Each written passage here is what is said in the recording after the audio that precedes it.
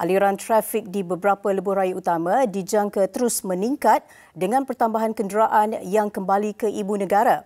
Ditambah pula dengan pemberian tol percuma di lebuh raya utara selatan dan lebuh raya pantai timur LPT bermula jam 12.30 malam tadi hingga jam 11.59 malam esok kepada semua kelas kenderaan. Dan untuk perkembangannya, kita terus bersama Siti Khadijah Jatfa di Lembaga Lebuh Raya LLM Bangi. Silakan, Kitty. Ya, benar. Annie, difahamkan beberapa lebuh raya utama di seluruh negara dijangka akan mengalami sedikit kesesakan akibat pertambahan kenderaan yang pulang semula selepas berhari raya di kampung menuju masuk semula ke ibu negara. Dan difahamkan sekitar pagi ini kebanyakan kawasan di belah utara tanah air telah pun mengalami sedikit pertambahan aliran trafik menjelang malam tadi juga sebenarnya sehingga ke saat ataupun waktu ketika ini. Dan apa kata kalau kita lihat dahulu bahagian utara yang mengalami pertambahan aliran trafik, kalau boleh dikongsikan di sekitar Tol Gombak ini sebenarnya sekitar jam 9 pagi tadi lagi keadaan laluan trafik di sini kalau dapat dilihat pada jam 9 pagi tadi memang bertali arus, jumlah kenderaan memang semakin meningkat, tetapi dilihat agak tidak konsisten bila dilihat ketika ini keadaan trafik di sini dilihat mulai lancar, kenderaan pun dilihat tidaklah terlalu banyak seperti yang kami lihat ketika jam 9 pagi tadi. Namun difahamkan bilangan kenderaan di sini dijangka akan meningkat menjelang tengah hari nanti. Keadaan yang sama dapat juga dilihat di Bentong ini di mana kenderaan di sini dilihat semakin bertambah tapi laluan di sini masih lagi boleh bergerak.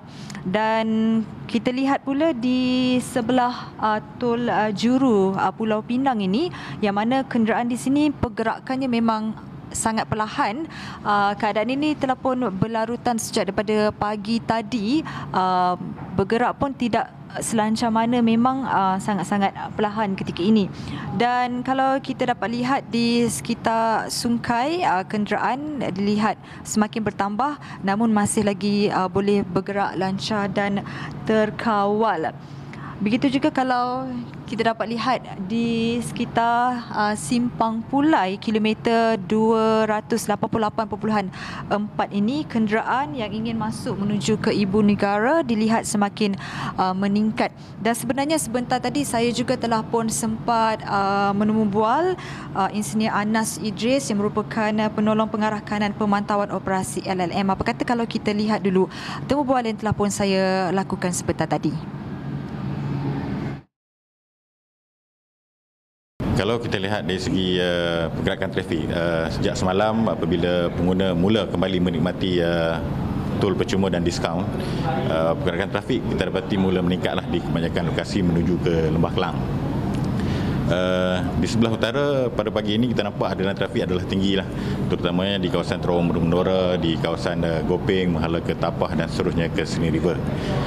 Di kawasan Pantai Timur pula terdapati trafik telah kembali meningkat di selepas Plaza Tol Bentong, ke Lentang dan Bukit Tinggi. Dan di kawasan selatan pergerakan trafik masih lagi dalam keadaan yang terkawal. Kalau dibandingkan dengan keadaan sepanjang malam tadi, bagaimana? Ada berlaku kesesakan yang teruk ke? Daripada pemantauan kita dapati keadaan adalah terkawal, tidak berlaku kesesakan yang teruk bagi perjalanan kembali ke ibu kota. Tapi kalau menjelang petang ke malam ni bagaimana? Adakah aliran tu semakin meningkat? Ya, kalau kita tengok daripada trend yang ada sekarang, kita menjangkakan aliran trafik akan kembali meningkat menjelang tengah hari dan petang apabila pengguna akan memulakan perjalanan lah. Jadi saya sebenarnya ingin menasihati pengguna untuk merancang perjalanan dan mematuhi TTA yang telah dikeluarkan oleh LLM dan juga syarikat konsesi lebuh raya. Jadi setakat ni kebanyakan daripada pengguna jalan raya ni diorang kebanyakannya ikut tak TTA itu sendiri? Berdasarkan trend yang kita lihat daripada sebelum pergerakan pulang ke kampung, kita dapati pergerakan trafik tertumpu pada sebelah petang ke lewat malam. Jadi maknanya kadar kepatuhan itu agak kurang. Jadi menyebabkan pada sebelah petang trafik tinggi dan menyebabkan aliran trafik bergerak perlahan lah.